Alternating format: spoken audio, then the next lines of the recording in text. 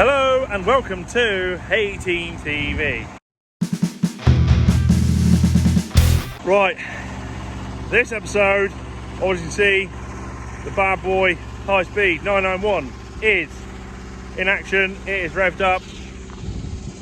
I've got a load of bales that I've got to wrap. There's more bales coming in a minute.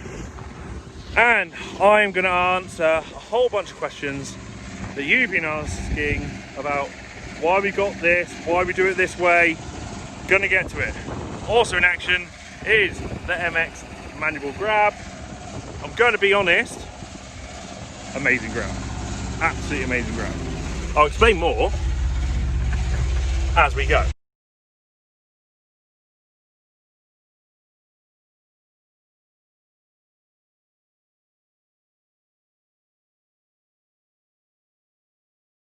One big question, why do I suddenly love the MX manual grab?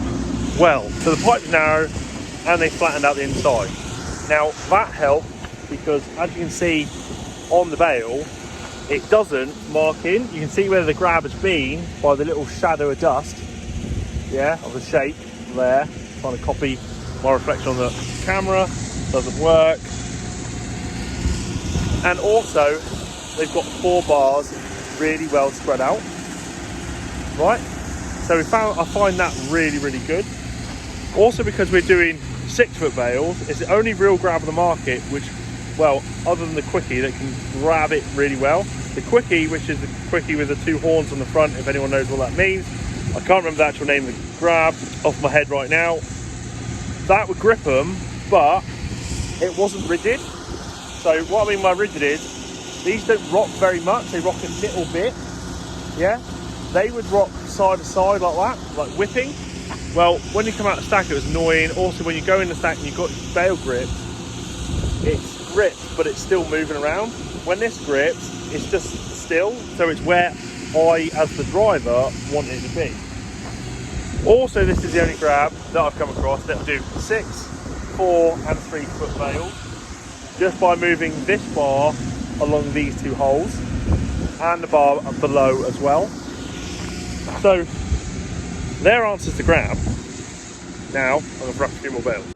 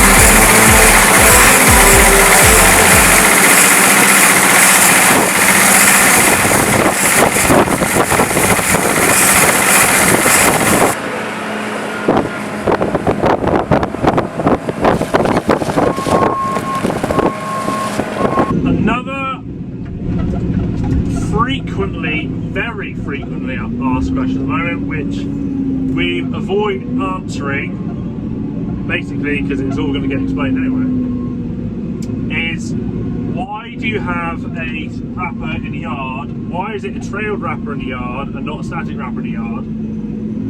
Well, one, we have got a trailed wrapper because it is towed around on the back of this telehandler. So it needs to be on wheels and a hitch for that to happen. Those are going to say, well, why don't you get a 3-point linkage one and put it on a trailer?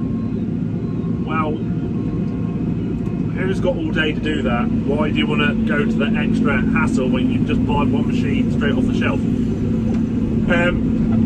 Another thing is, why don't you have a fusion? Well, we like to follow the principle of handling once wrapped. So as you can see, every single bale that comes off the wrapper is grabbed once. It is put into the stack once, and it is not touched again until the day that we want to rebale it or sell it.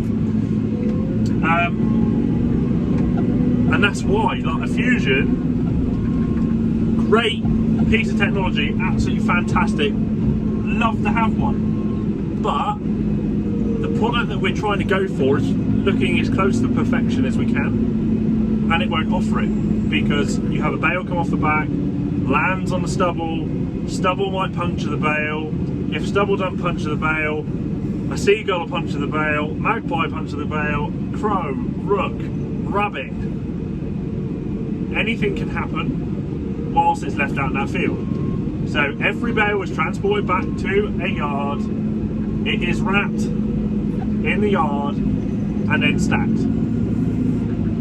Job done. Right? Now, I am sure there are those of you saying, oh, that's too much hassle, it wouldn't work with our system. Well, everyone's systems are different. It works very well with us because we have one guy constantly bringing in, we have one person on a baler, we have me obviously in a stack, and we have the grass being rode up in front of the baler by his Royal Shoulders. You all love him. He ain't here right now. He might appear. Enough of that. And that's why a fusion dumps in the field, job done. Now, those of you that wrap out the field, fine. You know, you've got the option of bringing bales in when you want to, because theoretically they are wrapped and it's job done. But I always see birds in everyone's fields that leave their bales out there. So it is a bit of a head scratcher, and we used to do it. So don't think that I'm freaking taking the piss that much. We used to do it that way. Something I've just learned from in the past is we're looking for perfection, so we just can't do it that way. Those that leave your bales in the fields for, you know, days or weeks until you bring them in, why? Now that's a question from me to you, because you put all the money into having the product made for you, you've put all the hard work in, fertiliser, dung, manure, harrowed it, rolled it. Why leave that product there to get damaged?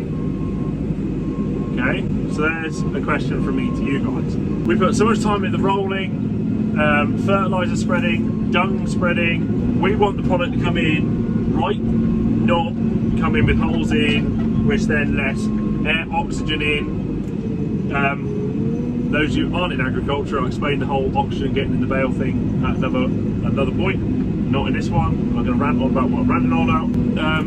So all those costs going in to make that product, and then you decide to leave that product out for a while. Now that baffles me. But everyone do it their own way, it makes no difference to us.